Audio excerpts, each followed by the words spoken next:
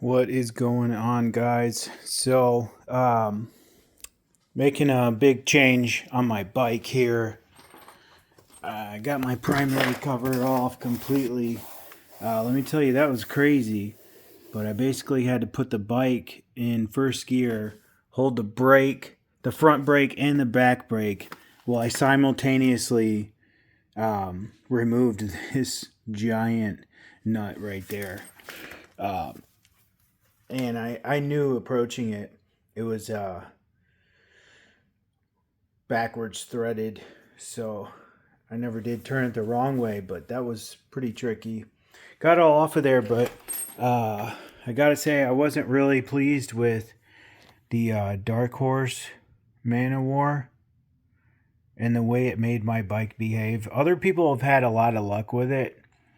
But I didn't, it was just noisy and did not relieve the whack when you put it in first gear, even with a couple throttle blips and whatnot. So I also had the Barnett extra plate clutch in there, and I ended up switching back to stock. There was nothing wrong with my stock plates, so I put them right back in here. I had saved them. One of the things that nobody tells you, the only thing you pretty much find it on is the service manual on these clutches, the orientation.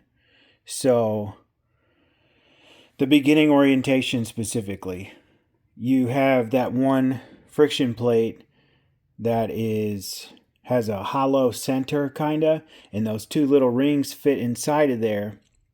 That goes in, so the first flat ring, smaller flat ring goes in, and then the second, that's shaped like a dish or a bowl, goes in after that. But the direction of the bowl, no one actually pinpointed that. So I'm going to tell you that it faces out. Like if you have a bowl, it goes like this. So it's dished, so the dish part is facing up like this or out while you're working on it here. So there's that, and pretty much you go through and stack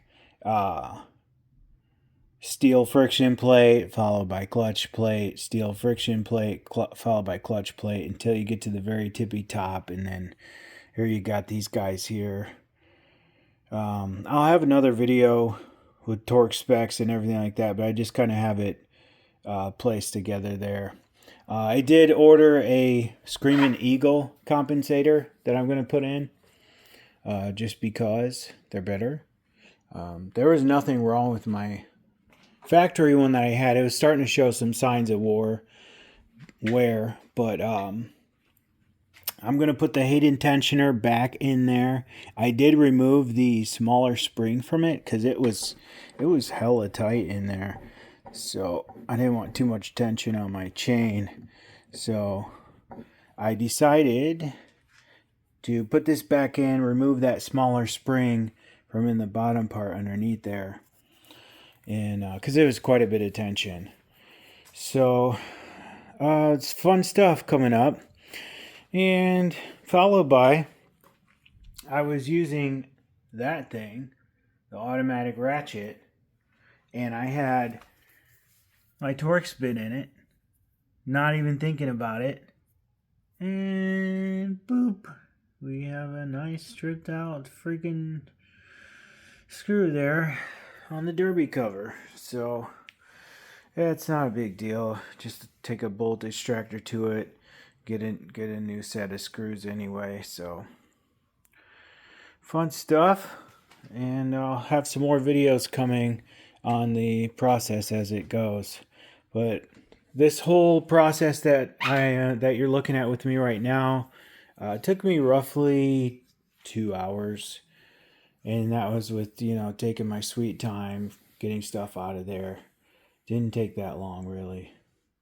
So all right, have a good night.